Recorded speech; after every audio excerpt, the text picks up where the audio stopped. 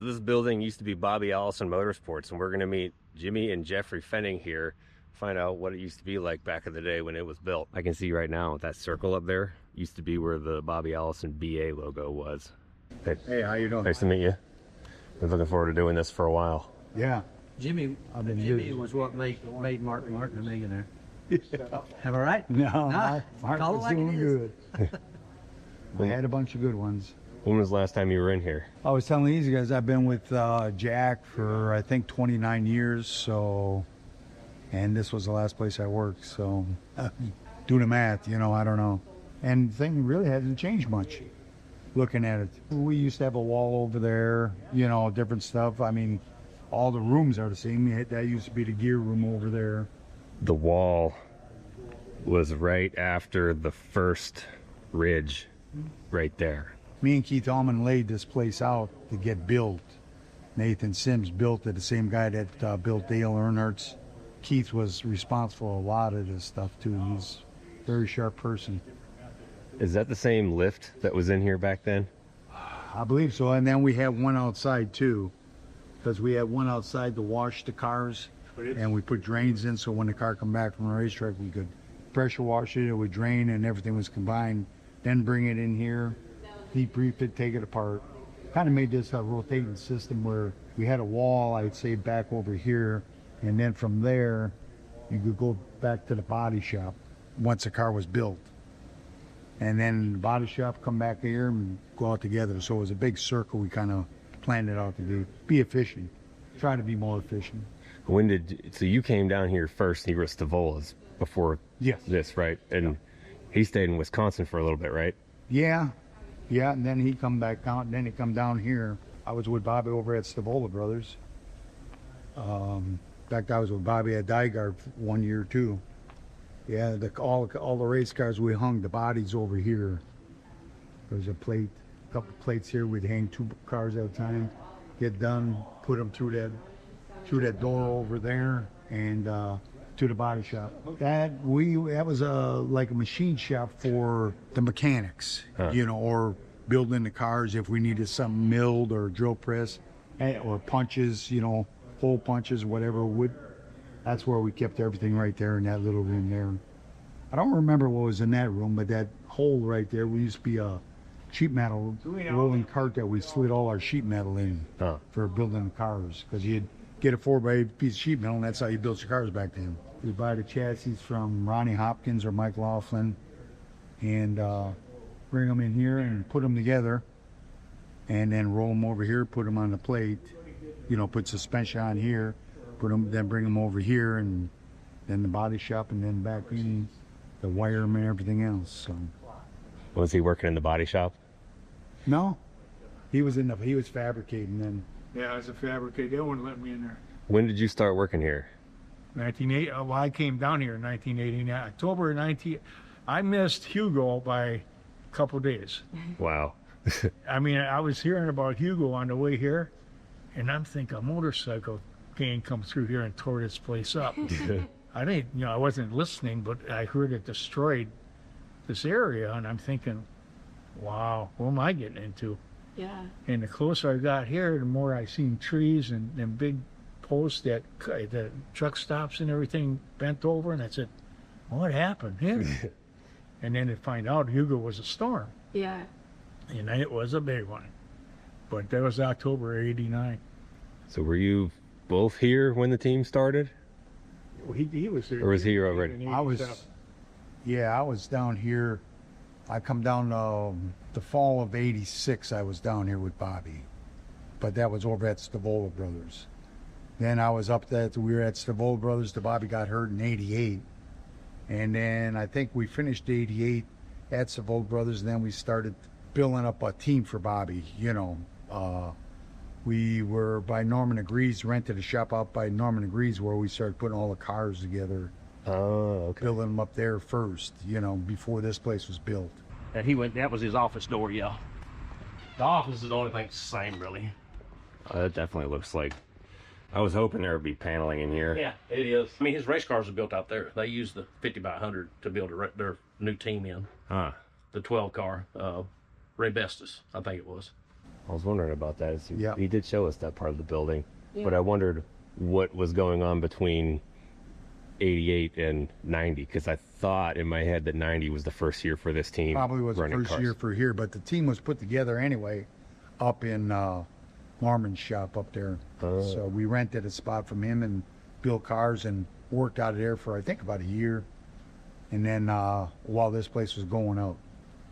Yeah, I was actually here 3 months at Norman's before I saw my first race car, because I came down to start building equipment, tables, steel racks, and stuff like that.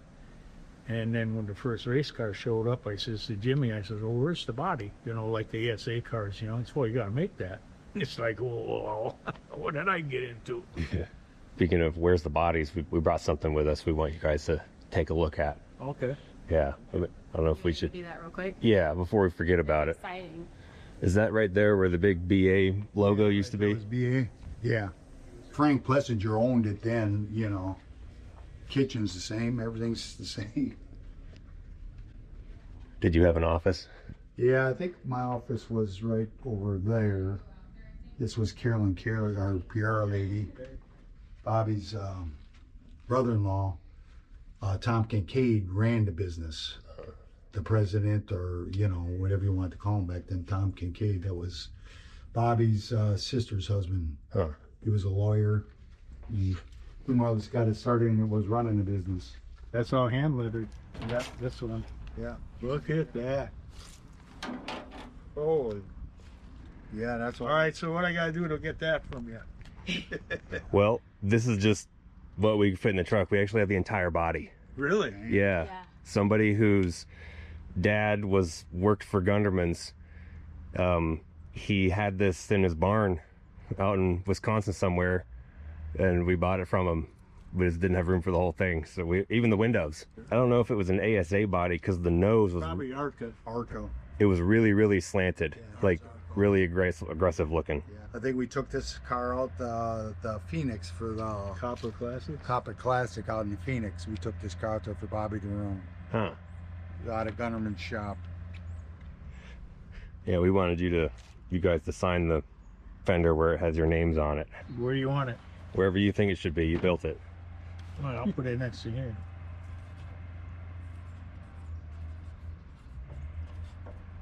That is awesome. This is still surviving. I know, and when he told us about that, I was like, oh my God, how did all the pieces stay together? Those things usually get pilfered and split up, and This is what is this? 80 84, yeah, 83, 84. 83 something or like 4, that. yeah. Yeah, the funny part about the Miller, naturally being from Wisconsin, Miller's in Wisconsin, they always would come out to our shop and look at the cars. And they were upset the way I painted the car with all the red and everything. So they came out one day and Yeah, that there was. and they I don't think that racetrack was in Phoenix. I don't know that racetrack. they brought the art Yeah. department with them. Pocono. And they said you can't have the red on the All car. car strips there, but yeah, And that was a long time ago. it's got to be all white, because that's Yeah. how Bobby's cars were down here when he raced for Stavola. Yeah. So I say, yeah. And they made a big fuss about it. And Gunderman was there, and I'm shaking my head. Yeah, okay, I'm listening. So, and then he says, how did you come up with the Miller has to be on a certain angle? And they don't talk English like we do. Like, let's just say a 45-degree angle.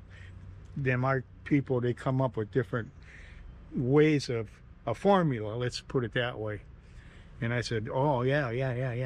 He said, oh, it looks like you got it right. I said, yeah, I do. The Miller people left the building, and Jerry looks at me, he said, did you understand anything they said about the way that Miller's on there? I says, no. He said, I didn't think so. He said, how'd you get it right? I says, I went to the refrigerator, I took a can of beer, and I put it there, and I went like this, and then we drank the beer for the rest of the day. But he said, another thing is, you're going to get all that red off the car? I said, no. He said, I didn't think so. And then down the road, Miller started, Bobby's cars was starting to show up with more red on them. Huh.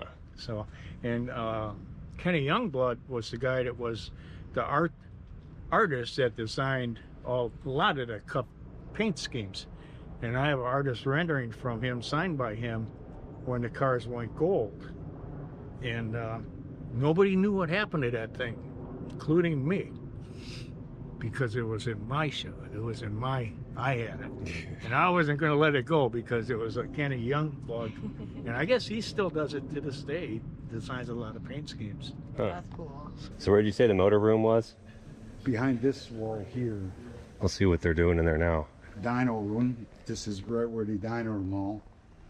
Yeah, the dyno set up. Exhaust going out the doors there.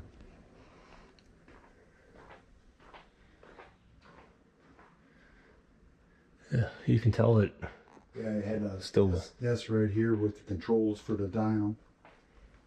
That's what the dyno room. This was the dyno room. Well, that wall was all the way closed off.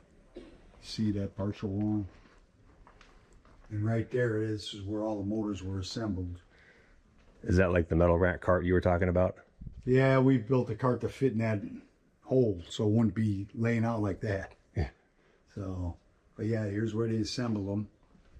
Then this side over here was actually his machine shop where he'd have his balance cranks. He had at that time, we were very fortunate, we ended up with a CNC mill and a CNC lathe, you know. So we, at that time, back then, that was up and coming, and we were fortunate enough to be able to get a couple of them. There, I don't know what was inside that one, what they did in there. No, either. Was it like cylinder head grinding or something? If that It could have been. bench was original. Could have been there. That's where they were grinding head work. I don't know. You have to look. The bench system.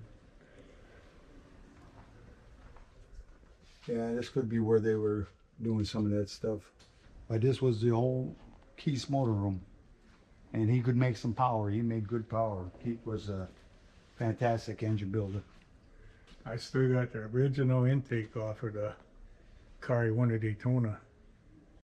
They put the intake manifolds or the cylinder heads in here, put the welding gloves and carry them out by me, and then I weld on them. Oh my gosh. Yeah. This looks like the same oven. Like It this is is the same. this is like a Jimmy told me the kitchen's exactly the same. It's just painted. Yeah. I'll have to say it. They don't make them like they used to. Yeah. Mm-mm. Yeah. This microwave could freaking melt somebody. My grandma had this exact microwave. Did Keith get any crap for putting car parts in the oven? Oh no. Not like you would at home. We all worked together to try to cheat the best. Did you do any rule bending here that you can remember? That intake was a bender because it was illegal, and I spent me all day. It took me to weld it together, back together. Probably I consider myself one of the best grinding people around. Taught people at Hendrix how to grind. You couldn't tell anything, and then they shot peened it to make it look like it was a casting. Couldn't even tell. You could look down the runners, you couldn't see nothing but factory look. Just did a lot of cool stuff for a team like this size. You know, Jimmy made a lot of people do a lot of things and spot on, you know, without 20, 30 people like they got. You know, I do crush panels, I do quarter windows, I do this. We did everything. How many people were working here Mm, at the prime? I don't know how many Keith had. I don't. Without a family. 7, Yeah. maybe 7 out there. Wow, that's not that many. No. Yeah, Keith had, Maybe he had probably maybe the same amount, maybe 6. No, our budget wasn't that big, so we had to do what we had to do. When you were assembling the crew for this place, did you already kind of have in mind, like, I'm calling these guys, or like, did you have to look? Well, we took a lot of people from Stavola Brothers that used to work at Stavola Brothers, and brought them with us when we left there. How did they feel about that? Well, they were fine because that Billy and Mickey were going to be shutting down that side anyway. They were shutting down, you know. I think they ran with Bobby Hillen for one more year or something after Bobby got hurt, but after once Bobby got hurt, they were gonna, you know, close that part off. They weren't gonna bring another car in play. I think we ran out the year with Trickle, Mike Alexander. Maybe we ran 1 or 2 years there. I can't remember, but So this place kind of absorbed the second team of yeah, Stavola almost. yeah, the people that worked for Bobby over there, and Bobby was, you know, a great guy. I mean, he was a super nice guy, super car owner, super driver. You know, I mean, he's a legend. So everybody liked him, and he come in, he knew everybody first name, talked to you, said, "Can we do this? Can we do this?" And the guys loved it, you know. So that's how that ended up, and that's why a lot of them came over here. Body Man came over here. Car builders come over here. They used to build cars for them over there, and suspension guys. So we more or less absorbed the whole team. How did he convince you to come down here from Gunderman's? How'd that happen? Oh, well, he came up there. Bobby come up there and raced one of Gunderman's cars, short track racing, and I was, you know, kind of in charge of it or building it on that note. And he liked the way I did stuff. So then he said to me, I think it was 84, he says, or 83, 84, he says, "I need you down in Charlotte. Can you think about coming down there?" So I says, "Yeah," you know, left that and went down to Dygard for probably 84. I think I was in Dygard. And then Bobby and Gardner's were having difficulty, you know, and Gary Nelson wanted to sign me to a 5-year contract. And Bobby says, "Don't sign it. Go back to Milwaukee and I'll get back with you." So that's what I did. I loaded up all my stuff, went back to Milwaukee. And then I think the year after that, Bobby left Dygard and got with Stavola Brothers. And as soon as he got to Stavola Brothers, he called me up and says, come on back. So I came back down and was with him ever since. And in that interim, you were with Mark Martin in the After ASA. Bobby shut this place down, that's when I went to work for Jack Roush. Huh. But before that, I was with Mark Martin running ASA cars. Yeah. Yeah. It's like you went from Bobby to Mark, Bobby back to Mark. Yeah. But the thing of it is, Jack gave Mark an opportunity. Bobby gave me an opportunity to come down here and work for him, and that was, you know, awesome. You know, you couldn't believe what you felt when he asked you to come down, you know. And then when Mark had an opportunity, when Jack called him to come down and, you know, go racing too. So that's what happened there. How'd you get him to come down here? No, I don't know. Nobody else was left up there. He didn't have much choice. Yeah, and you're still at Roush RFK now. Still at RFK right now, you know. So you're a loyal guy. Well, Jack's been good to me, you know. You know, as long as Jack wants to keep me around, I'll keep working for him. So where did you spend most of your time in here? Take us over to your zone. Yeah. Fixing wrecks, building cars. While the cars came, we just had to skin them. We all know a 2004 Silverado can get smelled a little weird sometimes, and you don't even know why. And don't tell me you don't know what I'm talking about. Obviously you're into racing, and obviously you know that race cars don't make it to the track without sponsors. Well, these videos don't make it to you without sponsors, and today we'd like to thank our partner Drift. Drift creates air care products for your car and home using only premium essential oil fragrance blends. They are free of the harmful chemicals that traditional fragrance companies use.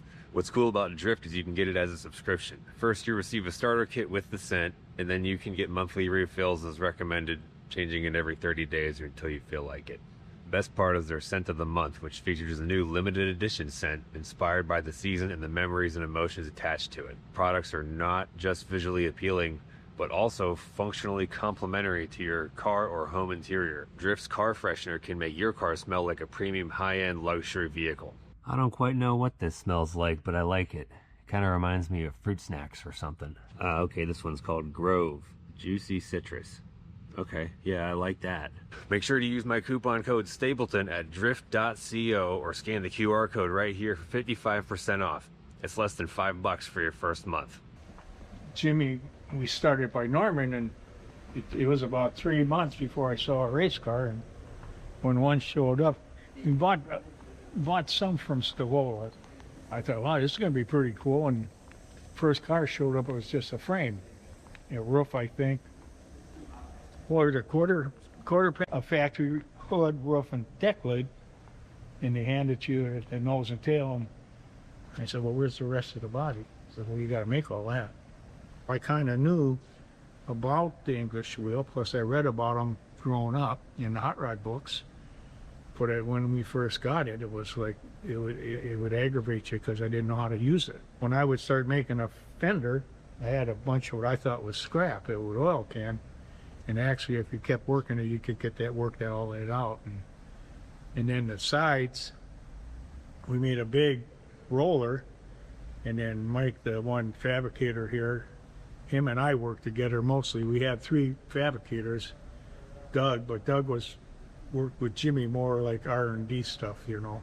We had to put the crease in the side and roll the bodies, and we had to make everything. Not like nowadays, which was good. I mean, I knew how to do some of it I didn't know how to do. So we all learned together, you know, and it was kind of neat. We all worked together, we all got along together, and it was just a neat thing. Yeah, so this is where the wall was. Okay, in this picture right here, that is that breaker box. The thermometer is in the same spot. Light switch in the same spot. Right there. Kind of what's going on here.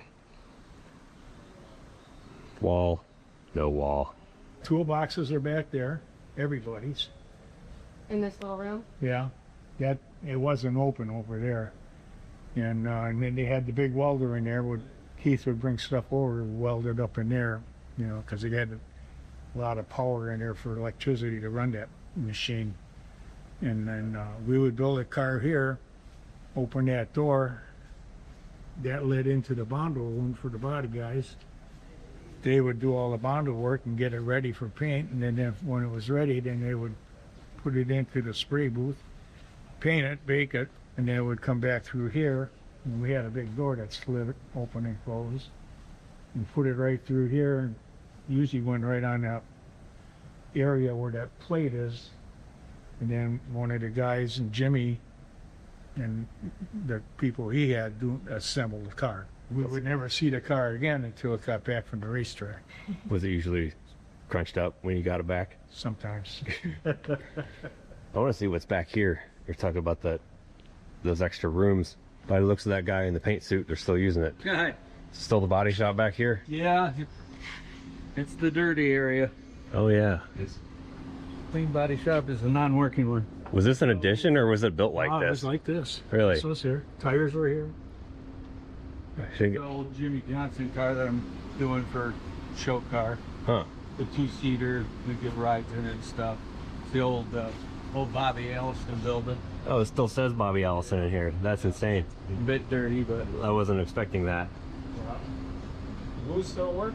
Yep. Yeah, I've got parts in there right at the moment. Yeah. That's a long time. Yeah. You got a tight squeeze to get in the paint booth. Yeah, that's a fun turn to make. Did you have the chassis on casters? Yeah. Oh, that makes it better. Yeah, I still paint them the old-fashioned way on jack stands. I know if don't use the rotisserie. Lay under it, paint it. Did you do any pit stop practice behind the building? Yeah. Nowadays you got, I call them hired guns to do your pit stops. Now back then we had our employees changing our tires and jacking the car. Everybody that worked in this shop here and the motor room were part of the pit crew. If you designed the flow of this whole building, was there anything after you were done with it and were using like, oh dang, we should have done it this way instead, or did it work perfectly? Nah, it was all right. You know what I mean? It was good. Yeah, we used to just have them come up, drive up here, and we usually out here do pit practice. That car would come up here and just park right here, then the guys would run out there and do it. I guess that's where your second lift was. Second lift where we wash the cars, you see where the drains are.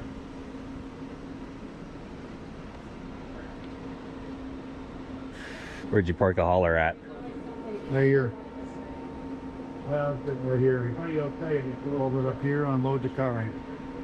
Do you know what teams were in here after Bobby Allison Motorsports between you guys? Innovative. Were they after Bobby? Bessie Motorsports. Joe Bessie, Motorsports. He ran a cup car at Innovative Motorsports, which was a Busch team. And then Andy Santerre's Arca East team. Andy Sinclair was the last owner in here before we came here. When did you come in? 2011. Oh wow, so you've been here a while. Yeah. It looks like the stripes kind of stayed in the same place. Stripes, we just made a different color, but we copied them. We just painted over them, you know. Was it still the red and gold Yep. when you moved? Really? So he didn't change anything. But it was kind of faded out, you know, and this, that, and that. That's crazy. They didn't change a lot, no, because it's like the guy that built it with Bobby, kind of the money guy at sorts. He still owned this building. Bobby had it. It was built for Bobby, but I don't know if he ever owned it, for what I understand from the guy. Like there was a guy here that was a super for the building, and he was around right after Bobby's deal started. So maybe they didn't let him change it. Maybe that's probably true. Yeah. Wow. He had that personality of that. He was, here's how it is. Don't do nothing different. Yeah. That looks like a wheel from that era. Yeah. Now we put these casters on it, but that was I remember that was here when I came. I was wondering what Might that be was. an original piece. Because that's an old wheel. Yeah. It's all wheel, but was Irvin Smith in business back then, though? Well, I mean, you could have added that, right? That could have been something. Oh, yeah, it could have Could have added. been for something else, you know. Yeah. I do know we put those casters on it, but I always wondered about that wheel. Yeah.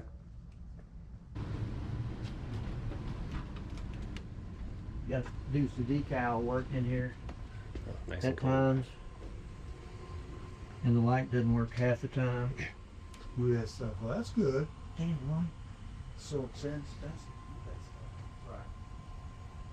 A lot of these places don't get to stay race shops for that long. They No. turn into something else. that's true. Well, and I've watched a lot of your stuff, and it's like everything, like you say, it's changed. You know, it was a race shop. You know it was, because people tell you it was, but then it's changed into whatever business it's taken over. Which this one has been a race shop since it was built. It's not had a business come in and take it over and then go back to racing. It's been a race deal of factor. So that's kind of, I guess maybe an oddity. It is. It's very rare. Yeah. And it's kind of cool that it has been a race shop this whole time, but the different teams that have been in here haven't just gone clean sheet and changed all kinds of stuff, because everybody's got their own way to do things, and Right. it hardly ever, I mean, I wasn't expecting to see anything that said Bobby Allison on it anywhere in this place. Yeah. And it's still in the paint booth. That was impressive. That was, yeah. And I think now that we talk about it, I think that was painted on, that logo. Because like Jimmy said, most people didn't have decal stuff back in that day. Oh, yeah, that So makes it's sense. probably painted. And then we probably painted over it being stupid. Huh. He said that Nathan Sims built this building. Yeah. I didn't know that. That's cool. Was he from up north? California. He built shopping malls in California. Big shopping Yeah. kind of like Northridge or Southridge, only bigger than that out there. That's where These skylights kind of have shopping mall I could see that. vibe to them. back then, yeah. The trim around them and stuff. Yeah. Funny, the tiles in the men's room are very 90s. Kind of looks like a shopping mall bathroom light sconce thing. Probably red, white, and blue from Raybestos, if I had to guess. What kind of music would they play over the speakers? I had to listen to country western. Was it like the super slow drown in a river country? I don't know what it was, but I like country western music, but not all day. Yeah. And then when I wanted to put the 50s, 60s on, they wanted to send me home.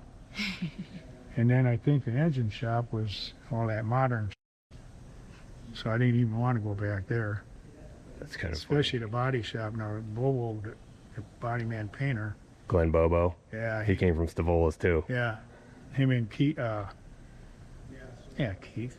Boy, they had that music cranked up, the later music, So, and I always would like to go in there because I did body and paint, so I'd always go in there and bug them, Like late 80s rock.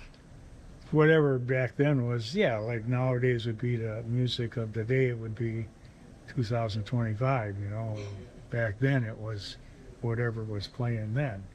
Probably like hair metal or something. Yeah, I was thinking of like hair metal, like Poison or something, not Madonna. Just pan. And I mean, they would crank it. You could almost hear it through the walls. So when you say 50, 60 stuff, you mean like car show, doo-wop music? Well, yeah, not 60s I like because, it was a little more. And all the radios were in the office, the one room in the office area. So you go to your radio, turn on your station, and it would, all these speakers, or when all the walls were up, that's what you listen to. That's where you change the channel in there, not in here. Show us where that stuff was. Oh, I don't remember which room it was. Well, like, what kind of bands would you listen to? Well, like Orbison, of course Elvis, but Beach Boys, James Brown, stuff like that. Mm-hmm. Did you have specific music you like to listen to when you were welding? Not, when you're welding, you focus. You don't even hear it. It's like when the race car comes in on the pit stop, you don't hear nothing that's going on around you. In fact, I got run into a couple of times and didn't even know it. This was Tracy's room, the secretary. It's funny because Kincaid was the first one hired. I don't think they were in here. That's a big secretary office. Yeah. Was there more than one in here? No, just her. Wow. And she was efficient and didn't mess around. She got the job done. The last time I saw her, she was at Starkar Steel. So, because I didn't even recognize her. I walked in, I was talking to somebody. She goes, Jeffrey. Well, right then, I didn't even have to turn around. I knew who it was. You just heard the voice and knew it was her. Just the sweetest kid, man. I'm telling you. She was the third. I was the second one hired. Kincaid naturally was first. I was second because it's on your pay stub, you're a number. Mm-hmm. And then she was the third one hired. Was this a conference room back then too? This was Bobby's office. Wow. Yeah. This is pretty much like it was. Bobby's desk was turned this way. So that was his trophy case. That was his trophy case. That's cool. Yeah. I like the mirrors on the back. Yeah. Oh yeah, that looks very 1990. Yeah. That reminds me a lot of his house in Hueytown. Yeah. We would go back in the day before this all happened, when everything was good. And I was running pit equipment down to Brian Butler, was one of my distributors. And in fact, he's the one that got me into pit equipment. We'd always go to Hueytown to drop in on Bobby and Judy and everybody, Davey, Clifford, and see what those guys were doing if they weren't racing, And I'd always try to come during the week so they'd be at home, so we could stop. We'd always go to the Iceberg, the restaurant down the road. And I could tell you stories, it's hilarious. But we were a family. And I tell you, I think I told you this, maybe not, how much family we were. When Davy's accident happened, my boss at Hendricks called me into his office, and I'm looking around like, I know I didn't upset nobody. Why am I going to the office? You're like, you're in school. He said, Rick said, go home, put a suit on and meet him at Signature. You're going to Hueytown with him. Rick knew that Jimmy and I were like part of Bobby's family. So I flew to Hueytown on Rick's King Air with Jimmy Johnson, and not Jimmy Johnson, the driver, the manager of the race, the complex, and whoever else was on it. Them planes aren't real big. But Rick put me on his airplane, and because he knew that we were family, and I thought that was so nice. Just a lot of good stuff happened. That's special. It's a good boss. Yeah. Good leader. Well, he remembered, and there's a lot of stories with me and Rick, and his dad, doing stuff for his dad at the shop. And the people, it's like, if I don't tell a story about certain things, nobody will ever know certain things, because nobody is smart enough to talk about that stuff no more. And it's all about them, I like telling stories. So, you need me anymore?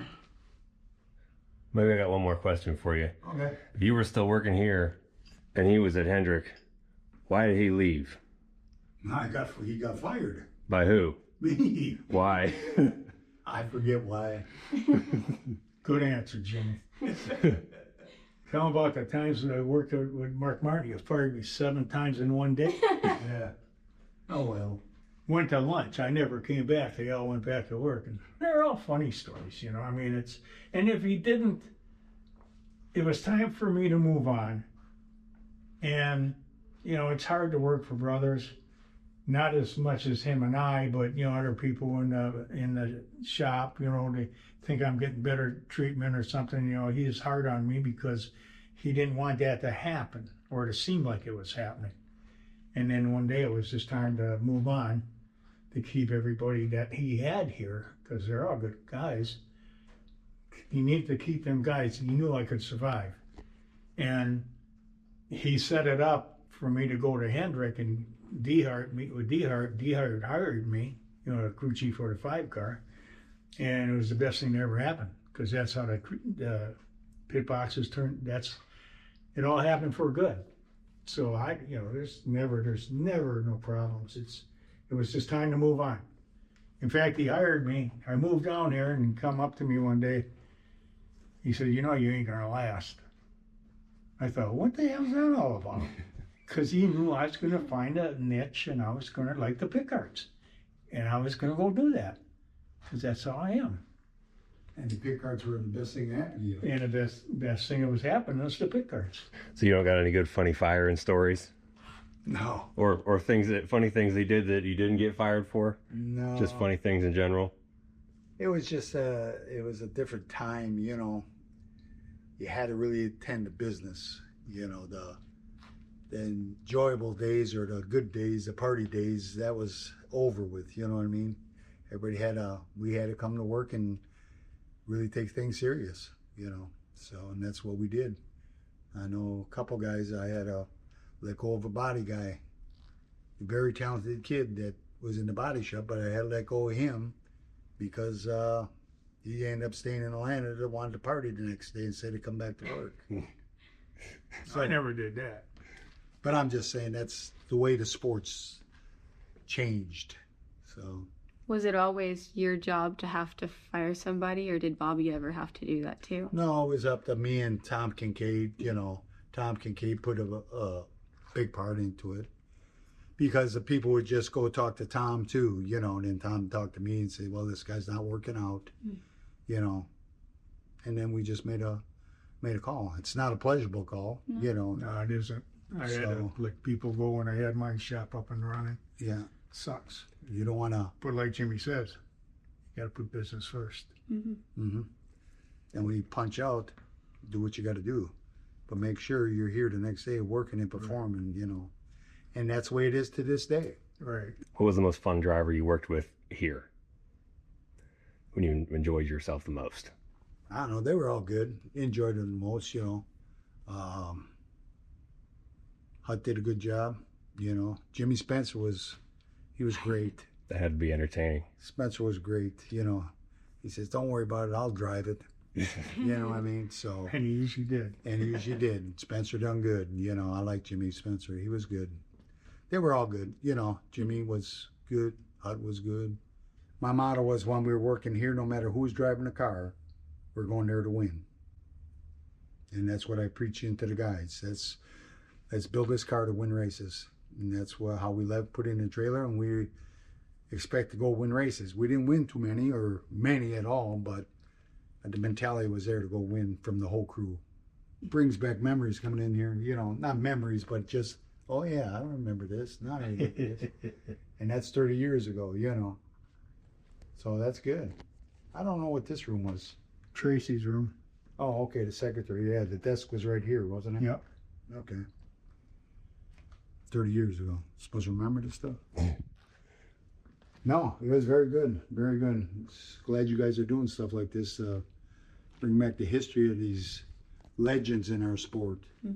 And Bobby Allison was a legend. Oh, gosh, yeah. If it wasn't for him, I wouldn't be here today. That's right. Neither would I. The best thing was when he come back to hire me to, I don't know if it was the first time or the second time. Maybe it was the first time. We didn't have airport restrictions, you know, so he flew me down, expected me to come down there, and I says, okay, I'll come down and meet you, you know, to meet with him and see if I'll take the job or not. And it's pretty neat because I got off the airplane, walked off the ramp, expecting somebody sitting there, you know, with a sign. No, it was Bobby Allison waiting for me at the end of the thing. That's cool. That was pretty awesome. You know, that made me feel, yeah, he's just like me. You know what I mean? You would expect him to go pick Jimmy up from the airport. You know what I mean? Nah, he did it himself. That's the way Bobby was. Flying was the best part. Hanging Flying in around his with him. airplane was the best part.